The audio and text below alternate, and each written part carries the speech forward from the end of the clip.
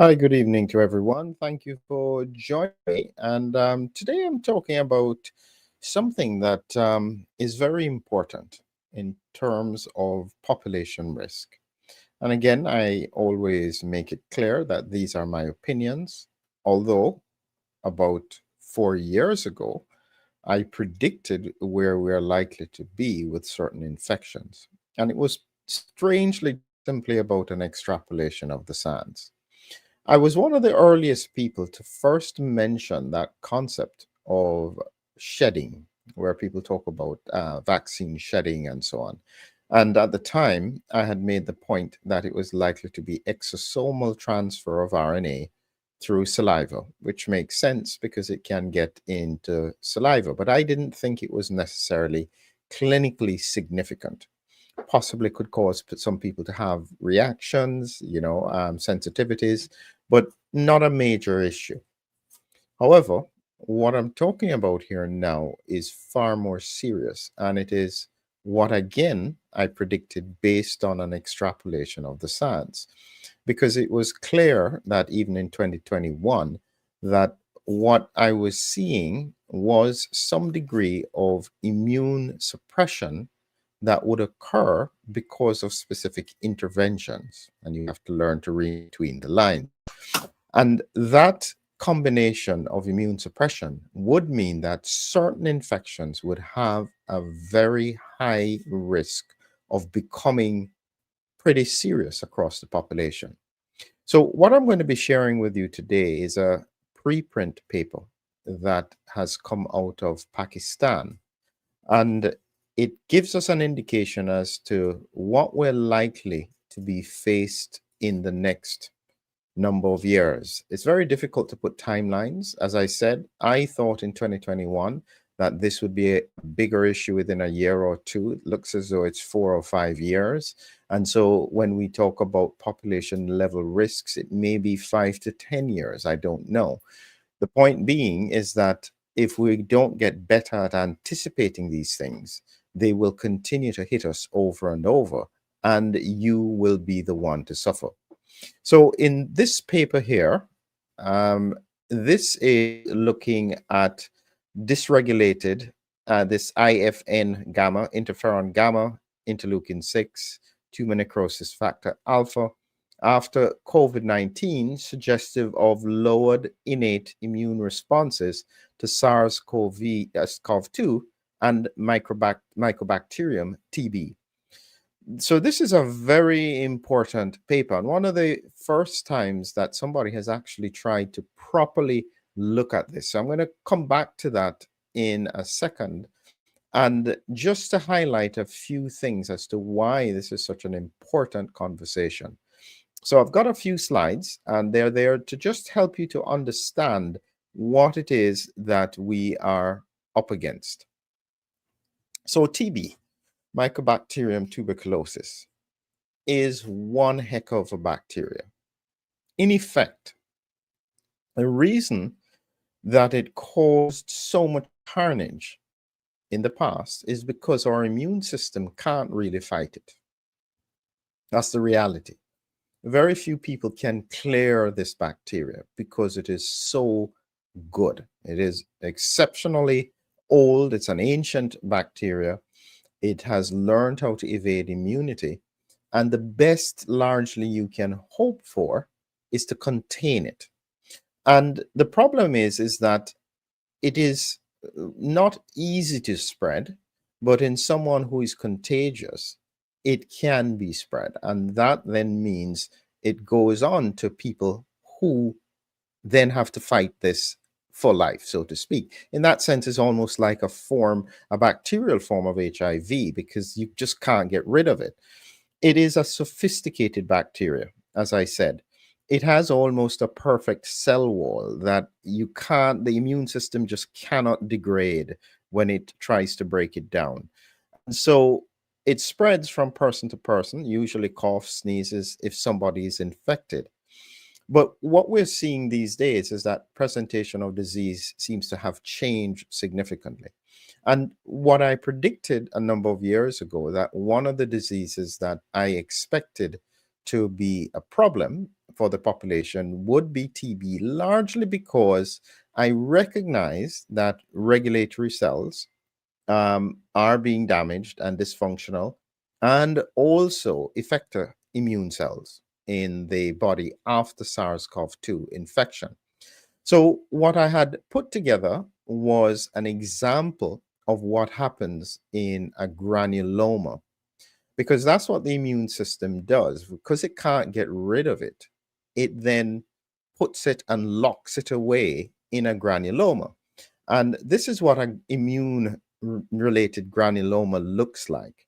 And in the center of it here are all the TB bacteria. Some are inside macrophages, but they can't digest them. So they're just stuck. And then it forms a wall of immune cells around it, a circular wall, and all the way on the end are, so these are macrophages all the way inside. You have giant cells, you have neutrophils, then you have lymphocytes on the outside.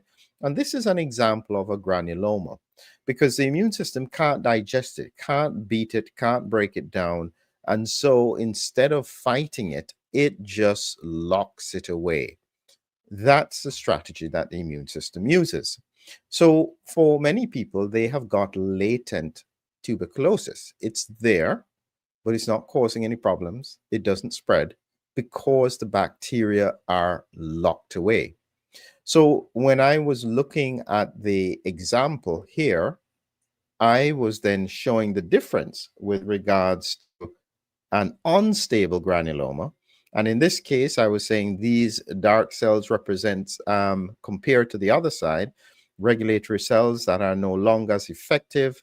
You then have hyperactive macrophages, which then get exhausted. And this whole thing then starts to break down. It can't keep the bacteria in check. And then this is now the risk that bacteria can escape from these granulomas and spread. And hopefully then the immune system will try and lock it down again. But in theory, you can end up with a situation where someone is able to cough droplets out, and this could then cause TB to spread. So we have had a relatively stable period of time for a long time because of the BCG vaccine. So the BCG vaccine triggers the immune system to be more reactive against TB, and as a result, more effective at locking it away, not necessarily getting rid of it. So when we look at what happened in Pakistan, you have to realize that Pakistan is therefore a region that has much higher endemic TB. So this is why it was an interesting study that was done there. And they highlighted in the paper here, Pakistan is highly endemic TB country with a frequency of latent TB infections, LTBI, ranging from 30% in the community to 70% among household contacts.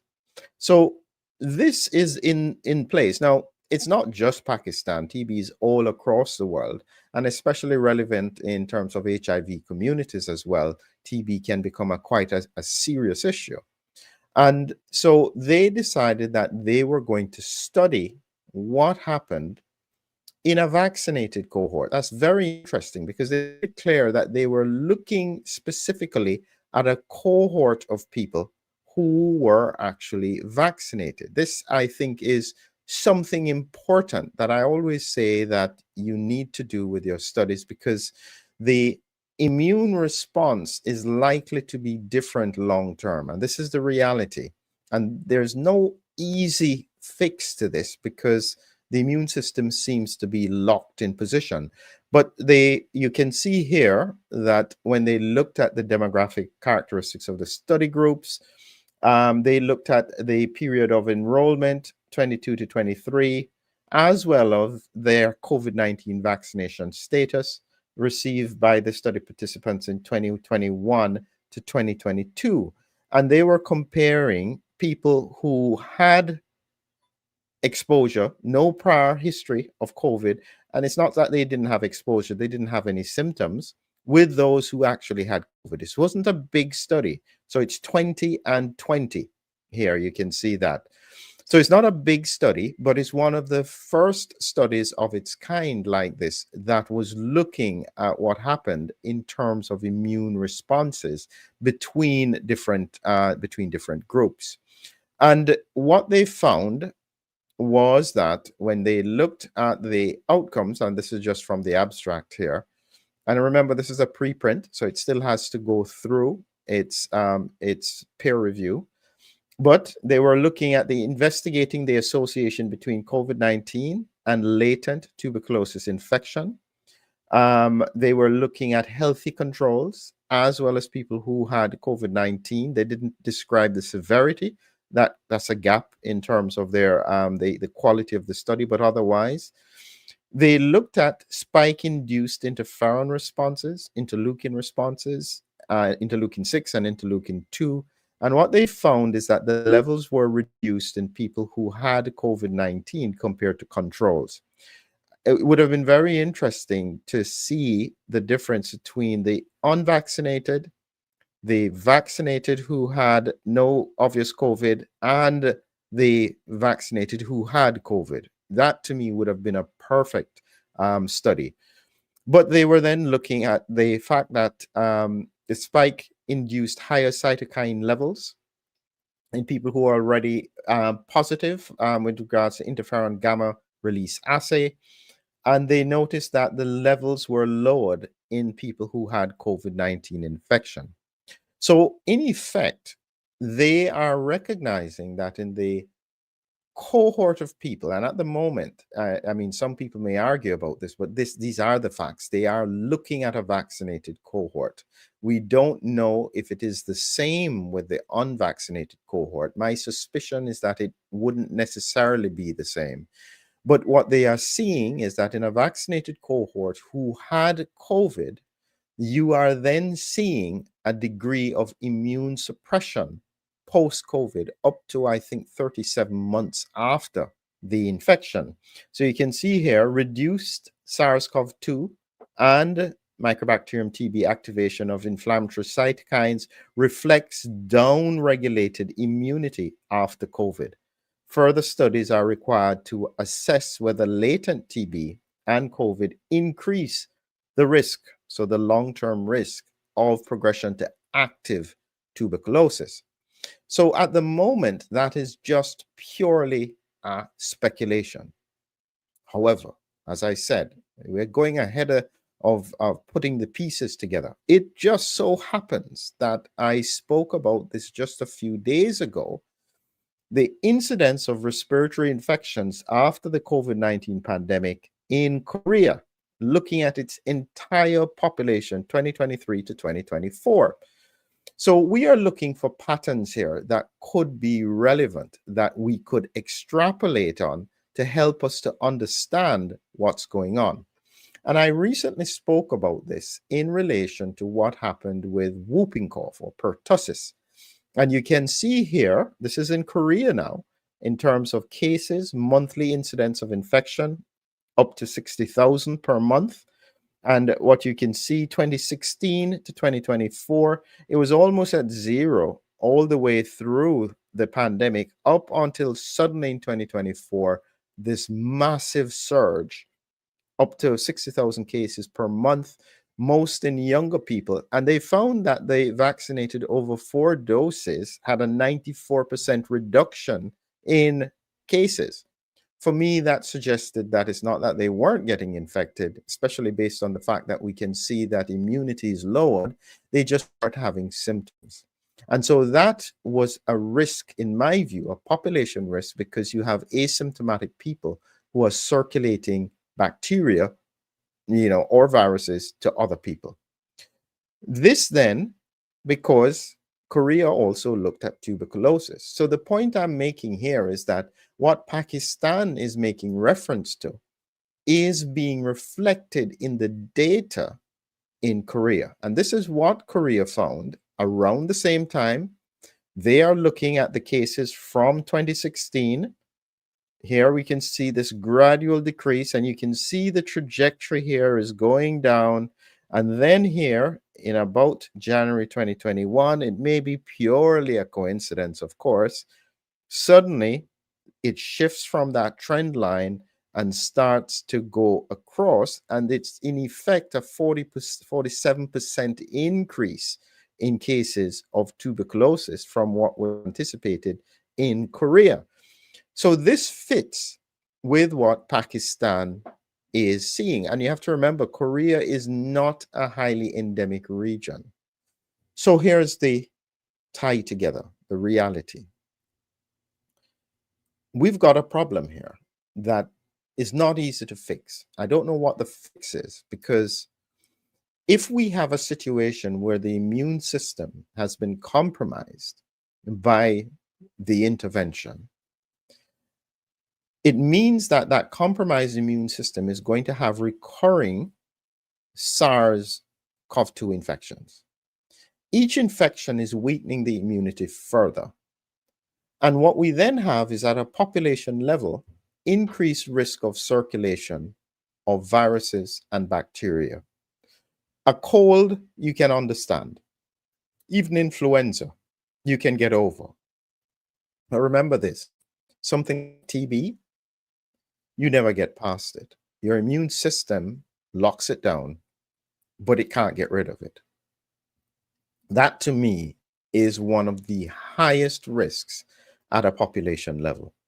I would hope that the public health is looking into this and finally acknowledging that, okay, we need to do something about this. Now, what the answer is, we really need to know what cohort in the vaccinated specifically are struggling with immune responses. Because if we can identify, we can try and help to strengthen their immunity, identify the risks that may be occurring by looking and screening for viral or bacterial infections so that they don't become a risk to everyone else. If you are unvaccinated, a lot of people feel very confident about the fact that they're fine with COVID. You can't do the same kind of thinking when it comes to things like TB and whooping cough and mycoplasma, because your immunity is dependent on your prior exposure. I don't know what the perfect answer is, but I don't want you to take it lightly. You've got to take it seriously if you are in high exposure environments. I am not a huge advocate for masking all the time, but sometimes we have to think of it as a possibility. And this is one of those flip situations where now it may be that the unvaccinated have to protect themselves against everyone else. Strange as it may seem, this seems to be where we're heading. There are no easy answers, and I will think about what people can do in terms of simple strategies. One of them, which I always make reference to, is about humming. It is the simplest thing anyone can do. It improves the antiviral, antibacterial effect in your sinuses. There's a free ebook about it. We want you to purchase. The main thing, share it with family and friends. Tell them about the importance of nitric oxide and humming. It will help everybody. My view, and the reason we did that book, was because I thought that that story of using humming to protect the population is such a beautiful and simple concept that it's something that we should all try and see if we can achieve. There's a long road ahead, and I don't have all the answers. But one thing is for certain, when we extrapolate the science, we have a lot of challenges to overcome. Have a great evening.